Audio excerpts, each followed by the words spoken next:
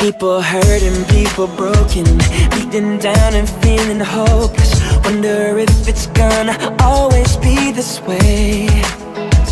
Who will speak up for the captive, show some love and heal a past that binds the wounds we think will never go away.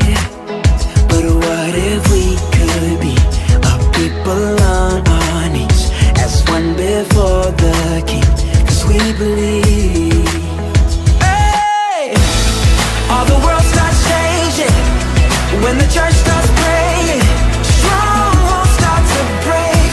Oh, when we pray, prison walls start shaking at the sound of praising.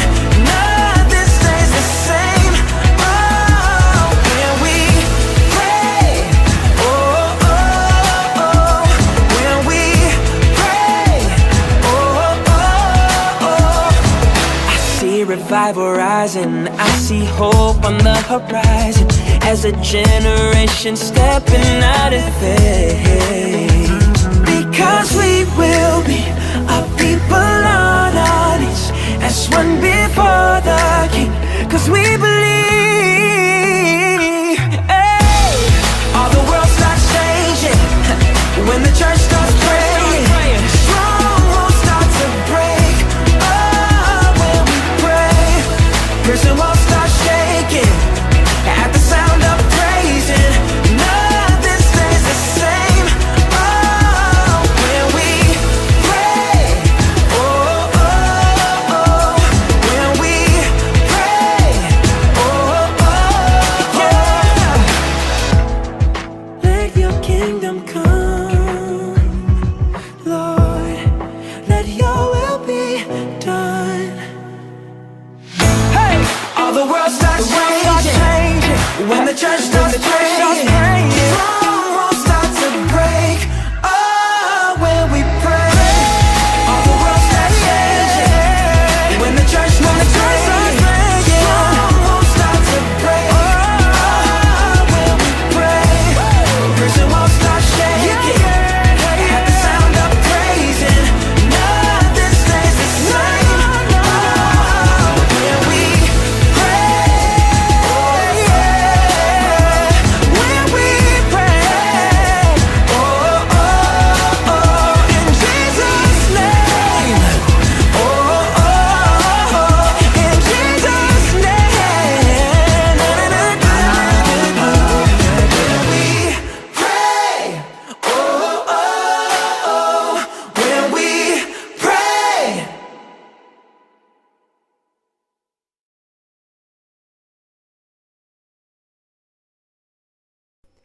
Hallo julle en welkom by ons Tienerkerk. Vandag se tema is diensbaarheid. Jesus kom wys vir ons wat opregte diensbaarheid beteken. En dit is om bereid te wees om jouself te verneder sodat ander verhoog kan word.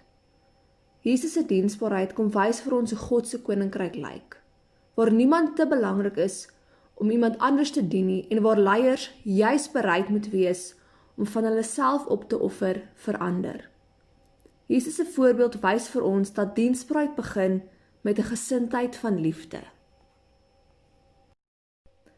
Diens is seker een van die heel belangrikste woorde wat jy in die evangelie van Jesus Christus sal kry, en nêrens kry ons 'n beter voorbeeld as in Johannes 13 nie, waar Jesus die voete van sy disippels was.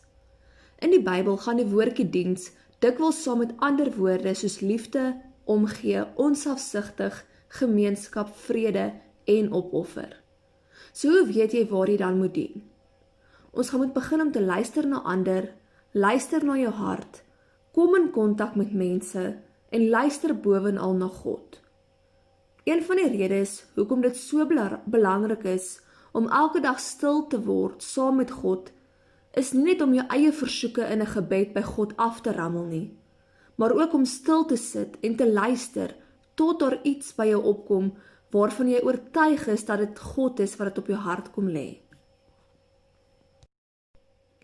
Ek nooi julle uit om elke dag hierdie week Johannes 13 vers 1 tot 17 te lees en dan jouself die volgende vraag te vra. Hoekom het Jesus besluit om die disippels se voete te was? Wat leer Jesus se voorbeeld vir ons oor hoe God van ons as Christene verwag om te leef in hierdie wêreld? Is diensbaarheid maklik vir jou? Hoekom of hoekom nie? Kan diensbaarheid verder strek as net ander mense? Wat van die skepping? Ons kan hierdie gerus behandel op ons WhatsApp groep. As julle antwoorde wil stuur op die groep, is julle baie welkom. Of as julle enige vrae het, kan julle my gerus ook vra. Ek daag julle elkeen ook uit om vir elke lid in jou familie iets diensbaar te doen sonder dat hulle daarvoor vra. Of stap kaalvoet vir 'n dag lank en dink aan hoe jy diensbaar kan wees vir mense in nood. Ek gaan vir ons afsluit met 'n baie kort gebed en jy kan gerus elke dag hierdie week dieselfde kort gebed bid. Kom ons sluit die oë. Jesus, help my om ander te dien. Amen.